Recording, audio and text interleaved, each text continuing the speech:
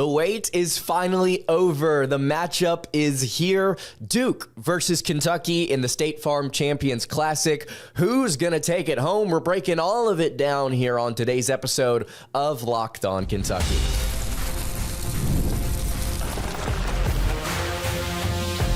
You are Locked On Kentucky, your daily podcast on the Kentucky Wildcats, part of the Locked On Podcast Network, your team every day. All right, what's going on, Big Blue Nation? Welcome on into Locked On Kentucky, your daily Kentucky Wildcats podcast. I'm your host, Lance Dawe, and on today's episode of Locked On Kentucky, we are previewing Kentucky basketball's matchup with the Duke Blue Devils with none other than J.J. Jackson, host of the Locked On Blue Devils podcast. Going to be talking about the Duke roster, the Kentucky roster, the matchups in this game, the storylines. How will these two offenses face off against each other? Going to break all of that down and more. Tomorrow, I'm going to have another episode just kind of giving my official thoughts on this game. Going to break down even more stuff that we see in terms of numbers, in terms of matchups. Super excited for this game. Thank you guys so much for tuning in. Today's episode is brought to you by FanDuel. You can start the season off with a big return on FanDuel.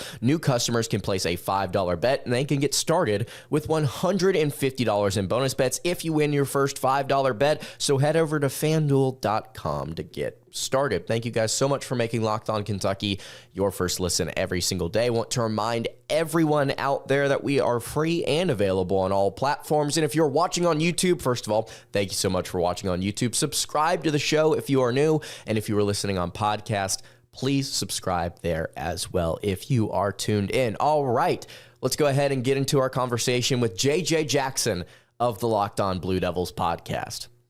All right, a crossover edition between Locked On Kentucky and Locked On Blue Devils. Lance Dawe, J.J. Jackson hanging out here with you, previewing a big-time matchup in Atlanta, the State Farm Champions Classic, Duke versus Kentucky.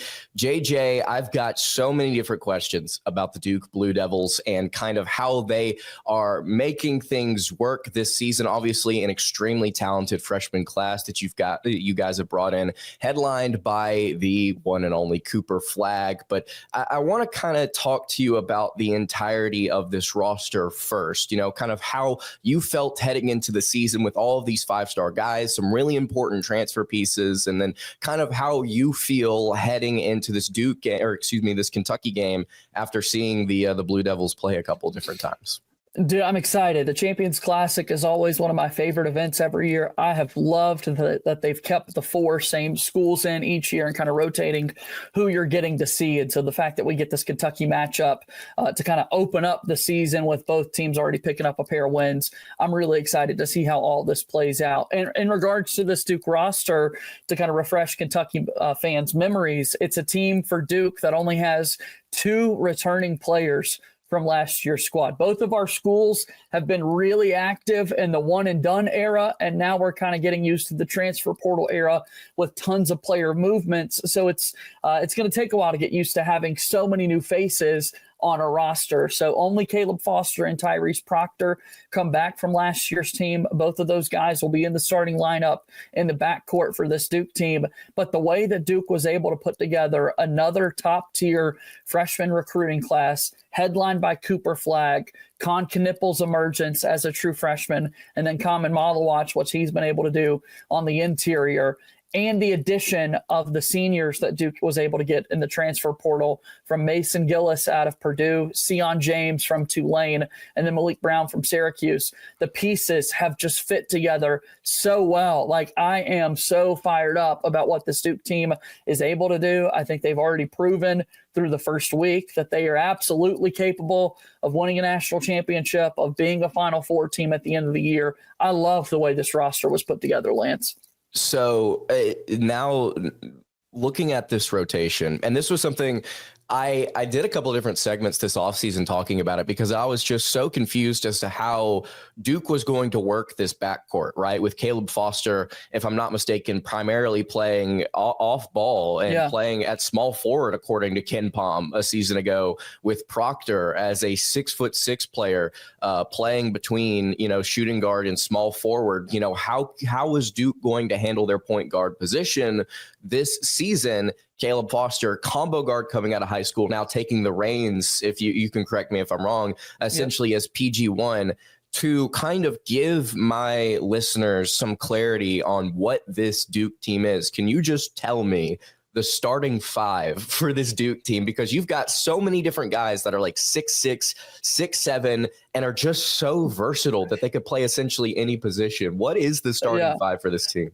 It's the tallest lineup in America for a reason, Lance. Yep. When you look at the roster of scholarship players, nobody is shorter than 6'5", which is crazy to think about. So last year's team in particular, when you look at where Caleb Foster was getting a lot of his playing time, Proctor being back as well, to remind Kentucky fans, there were two other guards in the mix for the Blue Devils who had the ball in their hands very often, and Jeremy Roach, who had his 4 years of eligibility run up. He's got that COVID year, and so he's playing at Baylor this season, no longer with Duke. And then Jared McCain, who's off to a great start in his rookie season with the 76ers. They're out of the way now. So Caleb Foster and Tyrese Proctor honestly have been splitting duties on the ball there at the one, but that's your starting backcourt.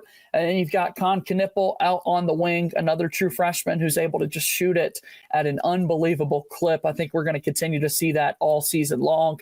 He's got some bounce too that surprises a whole lot of people when he puts the ball on the deck and kind of goes towards the rim. And then on the interior, the mix of Cooper Flagg and Khaman Maluach, a true freshman who played for South Sudan in the Olympics this summer. Went up against Team USA a couple of different times with Joel Embiid and Anthony Davis in the front court for the United States. So Khaman Maluach has definitely been tested over the last few bit, but that would be the five for the Blue Devils: Foster, Proctor, Knippel, Flagg, and then Maluach in the middle. Let's talk about Flagg here for a second. Just what have you seen from him through these first two games, just as an overall player? Obviously, utilized a ton through these first two games, according to KenPom. Hasn't shot the most efficiently from beyond the arc, but still an extremely deadly weapon if you are an opposing team. Tell me about Cooper. Yeah, didn't make a three-pointer in the first game of the season, but did make two against Army. His defensive ability is what he was absolutely known for throughout his recruiting circus, and you saw it over the summer when he was playing for the select team with Team USA, had a really good run there in Las Vegas, and his fanfare, his buzz continued to rise and continued to grow. What's been interesting, Lance, about Cooper Flagg, who his defense has jumped off the page right away as a shot blocker, as someone who can get out in passing lanes and then kind of do it all on the offensive end of the floor. His defense really jumps out.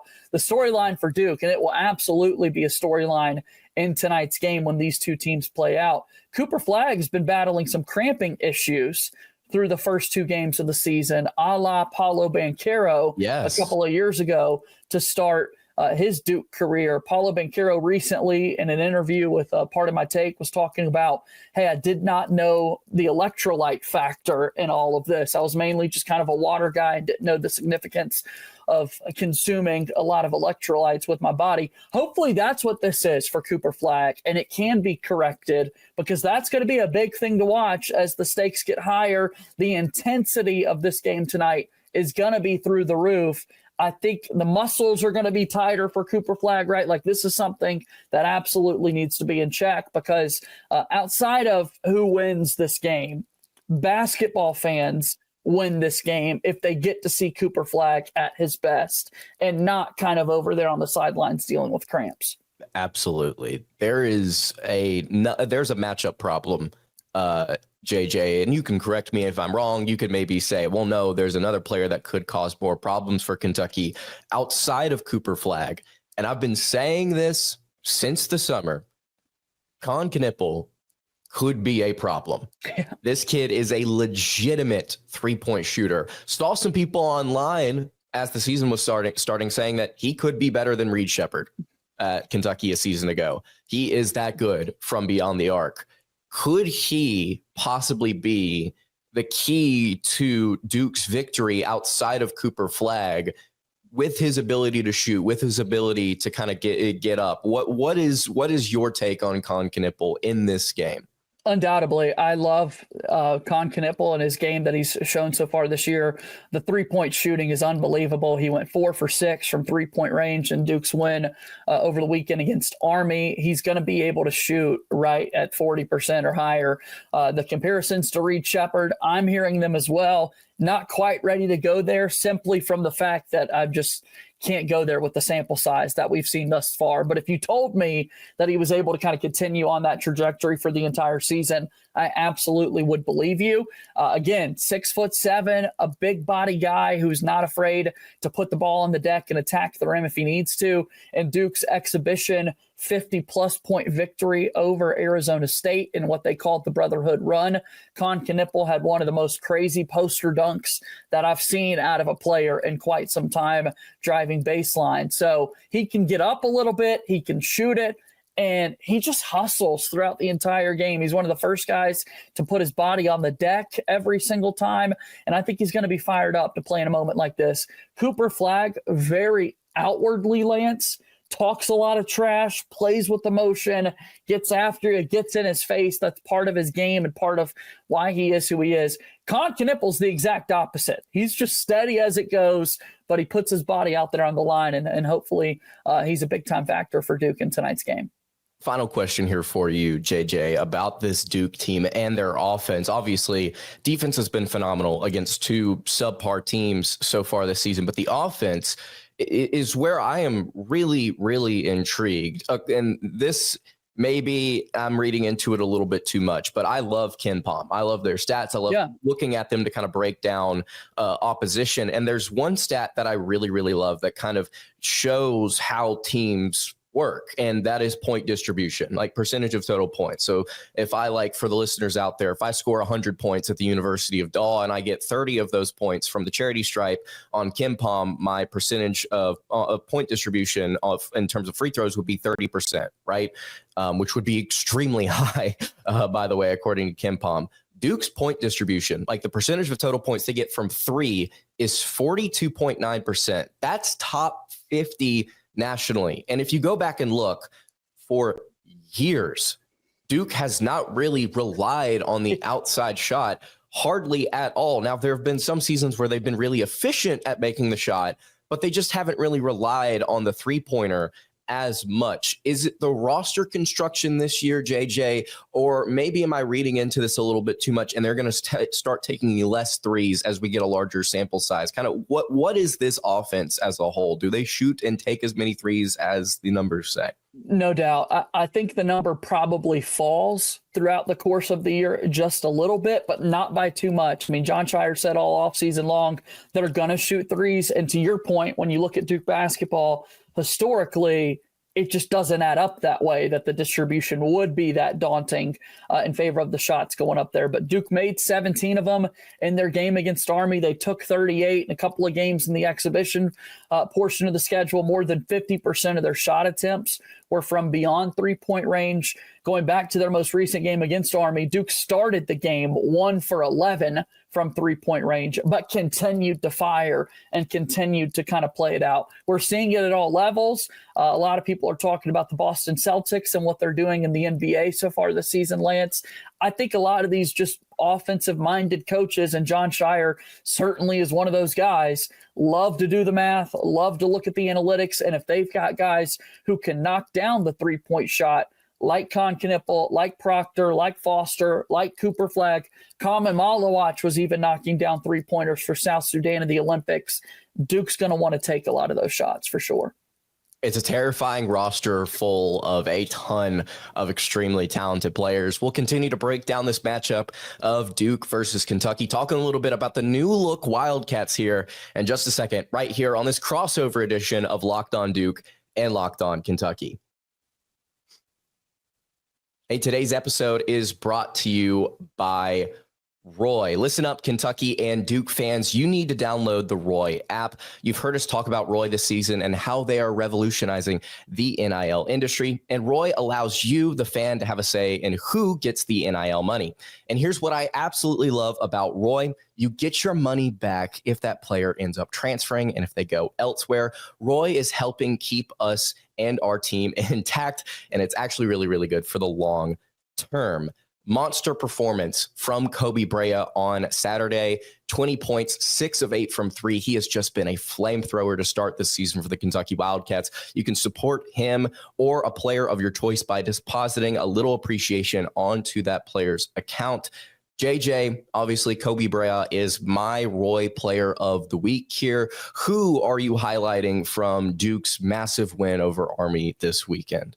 I would absolutely encourage Duke fans to go out and support Khaman Maluach. Led the team with a team-high 15 points, knocked down 4 shots from three-point range. So definitely go support him over at Roy. You can support and contribute over at roy.com, or you can download the Roy app. Every contribution counts. 10, 20 bucks. It all adds up and going to help your favorite players stay put. You can join me and JJ and showing some love for Khaman Maluach and Kobe Brea over on roy.com, or join roy.com today, the Roy app as well. And you can use promo code Locked On. Every athlete from every single team is there. There's no purchase necessary, void where prohibited. You can go to joinroy.com or download the Roy app for full terms. Roy, support the players, change the game.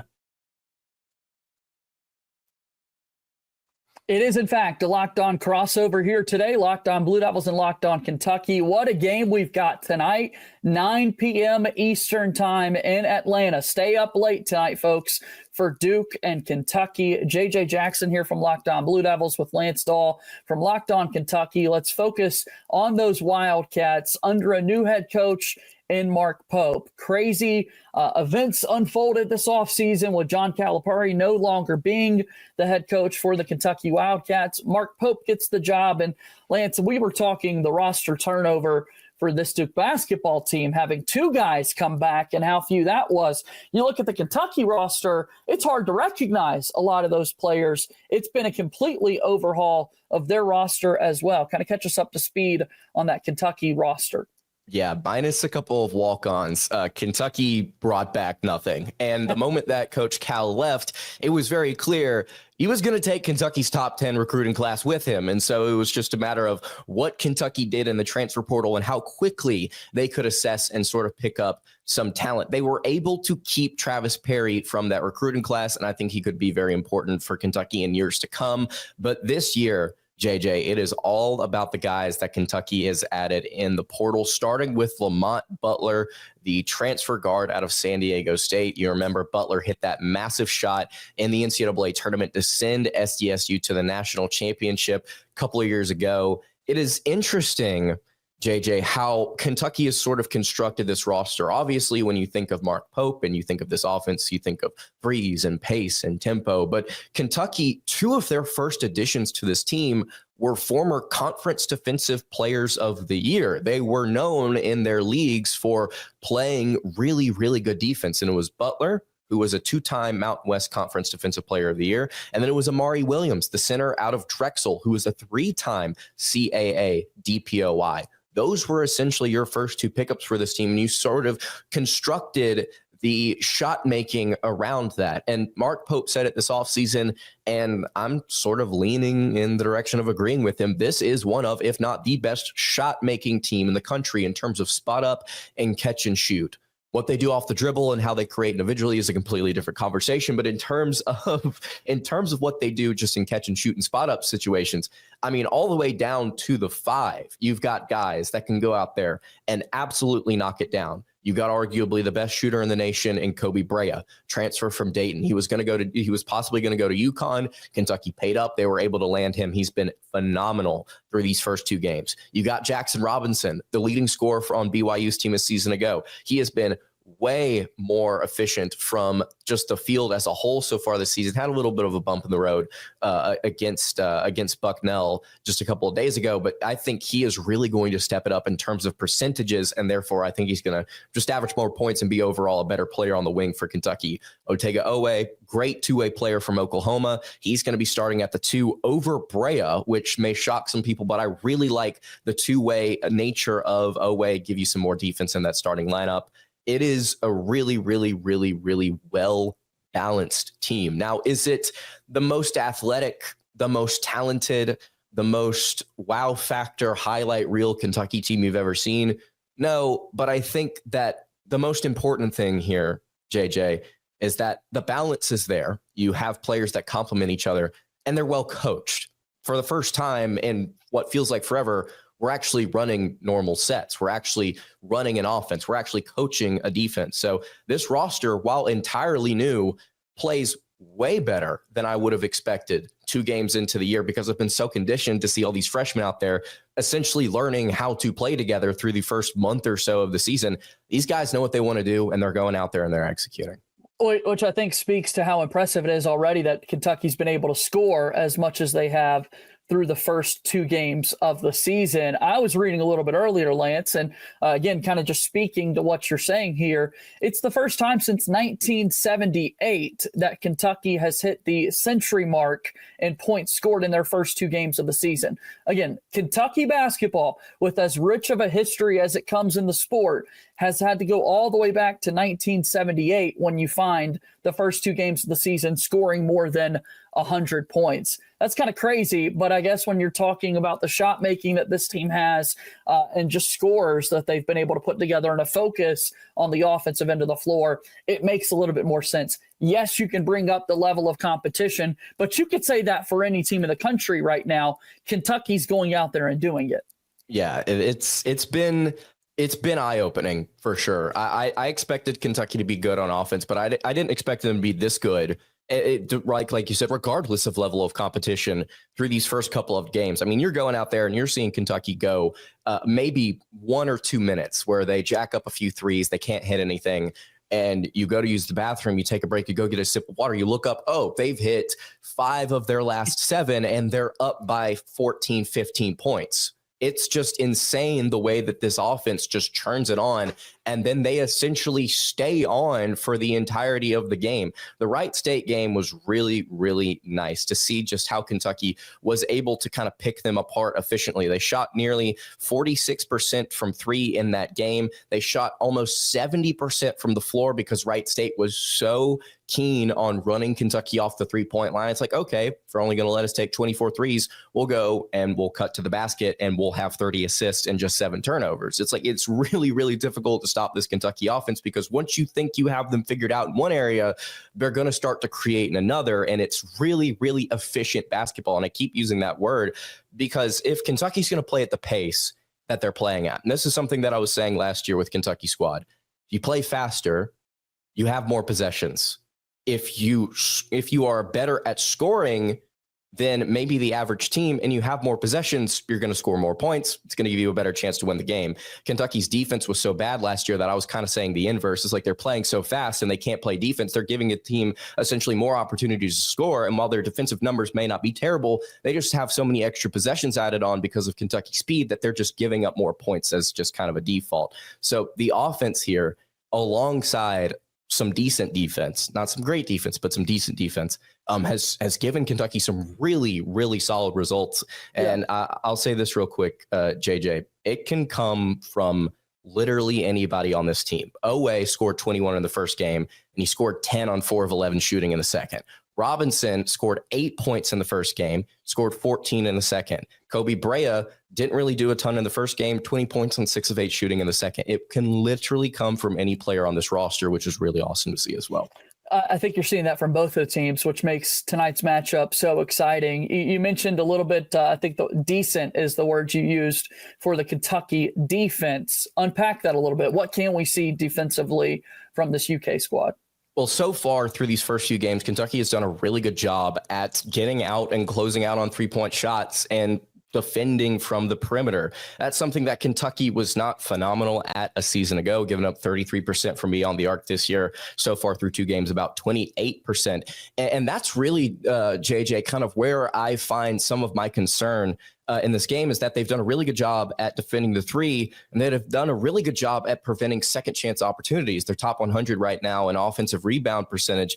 And those are the 2 things that I've kind of seen Duke crush through these first couple of games, is at getting those extra possessions, kicking it out, and oh, look, there's a guy in the corner wide open for a 3. Can Kentucky kind of close out on that, be more aggressive, be a little sharper maybe than they have been at points during these first 2 games? We'll have to see. The numbers say through these first 2 games that they're doing really well, but I think that defense this year for Kentucky, for fans of Kentucky is all going to be relative to what the heck they did a season ago. I mean, it was just awful. They could not guard a pick and roll. They could not step out on threes because they just didn't have kids that had the effort to go and actually do it.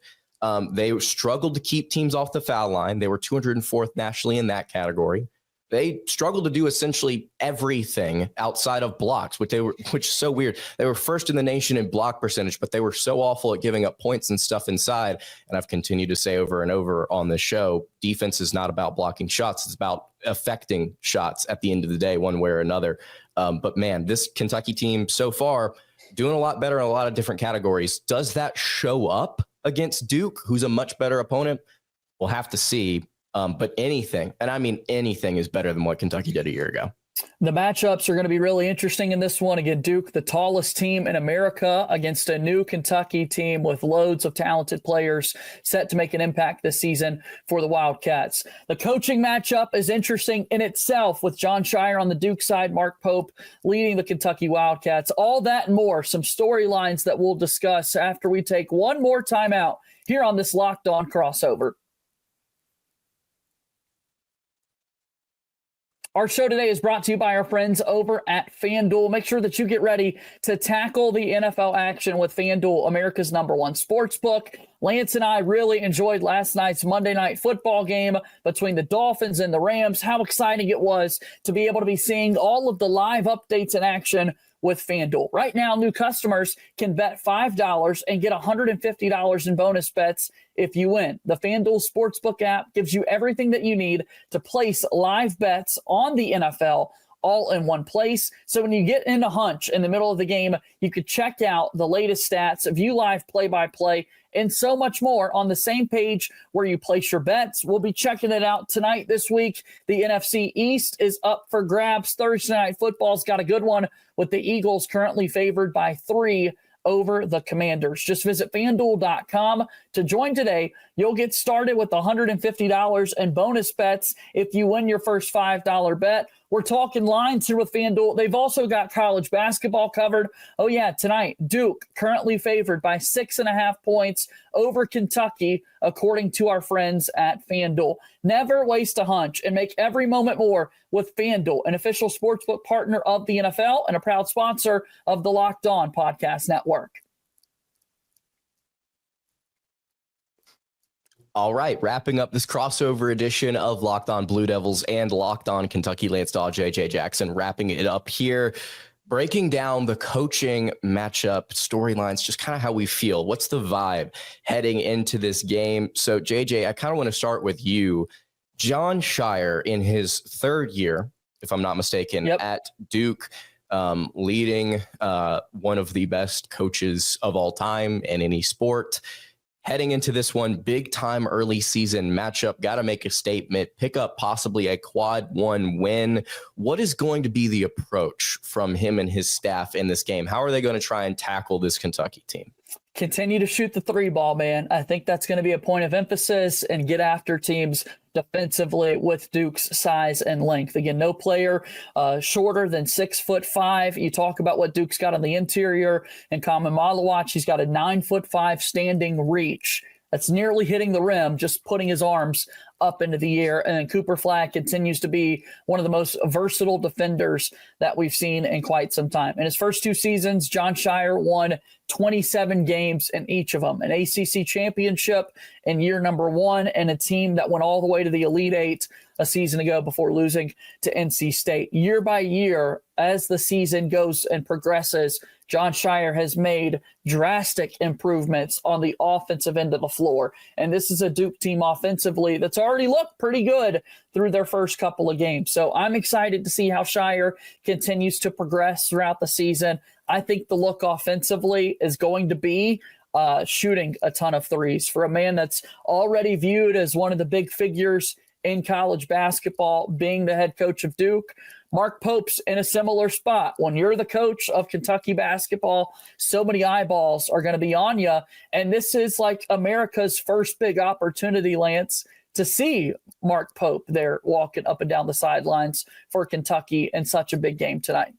Yeah, and at the very least, if Kentucky doesn't end up winning this game, I want them to at least look competent. Something that you were saying before we started recording is the last time these two teams faced off in the State Farm Champions Classic with Zion Williamson on the court. I mean, they just got taken to the woodshed. I mean, it was just a bloodbath of a game.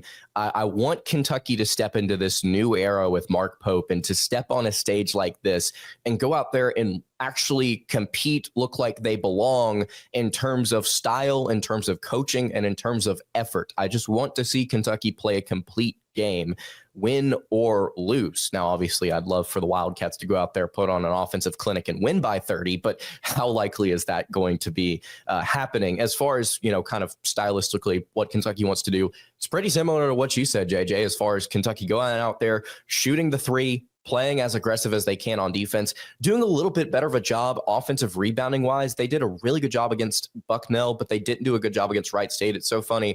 Mark Pope in his press conference was like, yeah, we're going to make that a point of emphasis. And whenever coaches kind of say that, whenever you hear it in college football, it's like, well, we're going to run the ball more. Like they don't typically end up running the ball more. They don't do X, Y, or Z. Here in this situation, you saw Kentucky say, hey, we want to do this better in our next game. And then they went out there and they dominated in that statistical category. So I think rebounding is going to be huge against this Duke team, fighting for every single board, seeing if you can hold the Blue Devils off the offensive glass.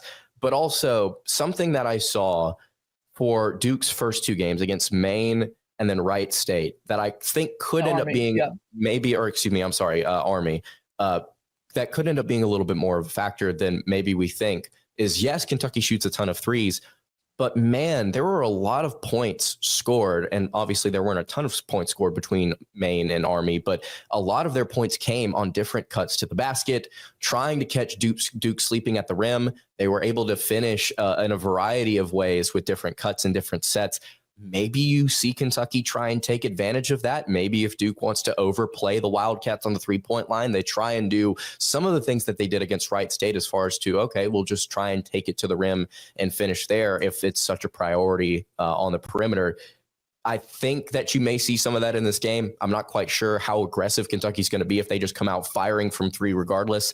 But I expect Kentucky to put up a fight on offense. It's just the defense here that kind of concerns me in this matchup as to whether or not Kentucky can actually hold the Blue Devils for two halves. Yeah, guards and wings, Duke feels like they're in a good spot in that regard. When you get to the interior, talking about Cooper Flagg and Khaman Maluach, beyond them, it's Malik Brown coming off the bench, a transfer from Syracuse who led the ACC in steals a season ago, a very active rebounder. But on the interior, that's about it for the Duke basketball team. What Khaman Maluach has done a nice job so far this season, and I hope I'm not jinxing this here tonight, Lance, but it's staying out of foul trouble, right? So if that does become a point of emphasis where you are able to get some back cuts, it's going to be important for a young Duke team, a young Kentucky team in some respects, to not commit those fouls, putting the other team on the free throw line, because that could very well be a differentiator in this one. How many attempts are you getting from the charity stripe, and how many of those are you able to knock down? Absolutely. And just a final note here on that. Kentucky, well, I'll say this. Mark Pope led teams do not get to the foul line hardly at all. And that's just simply because of their style of play. So I'm just going to go ahead and say it. Unless it's just egregious, I don't think we're going to be coming out of this game saying anything about the officiating from a Kentucky perspective, because the reality is we just don't draw a ton of fouls. If there's a major foul discrepancy in this game and it's in favor of Duke, I'm not going to be shocked just because of the way that both of these teams play. That's just something I think that we need to keep in mind is if the charity stripe is really important, it may end up being big for Duke, and it may end up being something that hurts Kentucky just because they don't really seek it out. They don't take a lot of dribble drives to the rim and finish through contact. So that's kind of where I'm at with both offense and defense here, JJ. Do you have a final score prediction, a number that you want to put on this before tonight? It's so hard, man, to kind of put a number out there because these teams have been able to score the ball so much. I think it's safe to say that score total is going to go down from what we've seen. Both these teams have already been able to hit the century mark so far this season. Lance, this has the making of mid 80, like an 85-78 type game is kind of where I would settle this one in. I really do like where this Duke team is at to start the year. I think Duke is in a good spot to win this game. Yeah, I'd say kind of 85-78 is where my head's at right now with this one. I had written down 87-79. Great minds, man. On a Google Doc earlier. So I'm going to take the Blue Devils in this one just because I can Kentucky play defense for 40 minutes here against an extremely tall and athletic Blue Devils team. I'm just going to have to go out in there and see it. I hope that they can. 87-79, maybe some free throws late to kind of get them to that 87 mark. We'll have to wait and see. It's a blockbuster matchup. It's huge. I've been looking forward to this for months. I really do hope that the Cats go out there and put up a really solid performance. Closing thoughts, JJ, coming out of this game, win or lose, what's kind of the approach for Duke the rest of the season? Tell me where the Blue Devils are heading. Yeah, no, I mean, much like the Blue Bloods in the sport, you do all you can to put together a really competitive non-conference schedule, and that's exactly where Duke is at in this point of the season. Next week, the Blue Devils have a road game at Arizona. Arizona came into Cameron Indoor Stadium last year and beat Duke, so it'd be nice for Duke to go back and kind of avenge that loss. The Blue Devils will play Kansas Thanksgiving week in Las Vegas in a standalone game that they've got on the schedule. And in that SEC-ACC challenge, in so many ways, we thought maybe this would have been the matchup had they not already been playing in the Champions Classic. I'm sure now that the conferences have paired up, we're going to see several more Duke and Kentucky games in the regular season coming. But Duke's going to be hosting a really talented Auburn team inside Cameron Indoor Stadium a little bit later. So schedule definitely gets tough and is tough for Duke before they even jump in to ACC play, man. Gets a little tough for Kentucky as well. Not as tough as Kansas, Arizona, and Auburn, but you've got Clemson and Gonzaga down the line. You've got Ohio State and Louisville as well to round things out before you get into conference play. So a little bit easier after this Duke game, but nonetheless, I think going to be a challenge for Mark Pope and company. JJ, thank you so much for hopping on this crossover edition of Locked On Kentucky, Locked On Blue Devils. Hope we see a really, really good matchup tonight, and I expect we do. It's a late one tonight, folks, so stay up late and enjoy the game, but this is going to be a whole lot of fun. I'm glad we were able to do this crossover, Lance. Absolutely, man. All right, that was our conversation with JJ Jackson, host of the Locked On Blue Devils podcast. Really appreciate him hopping on to talk about this matchup, a crossover edition of Locked On Kentucky and Locked On Blue Devils. Make sure you go and follow JJ at JJ Jackson over on Twitter. Thank you guys so much for tuning in today. If you've got your score predictions in the comments below, would appreciate if you dropped them there. Let me know what you think. At Locked On UK on Twitter is where you can also find me if you want to share your thoughts on this game. And that's going to do it for today's episode of Locked On Kentucky. Tomorrow we're going to have another preview breakdown of this matchup, and of course we're going to have a recap episode. Really appreciate you guys tuning in. Again, you could subscribe to the channel if you are new, if you're listening on podcast as well. You could follow me on Twitter at @LanceDawe_. You can follow the show over on Instagram, wrong hotkey. That is at Kentucky Podcast. Any questions, comments, concerns, leave those in the YouTube comments below. Hit me on the socials. I will see you all tomorrow for another episode of Locked On Kentucky. Have a great rest of your day, and God bless.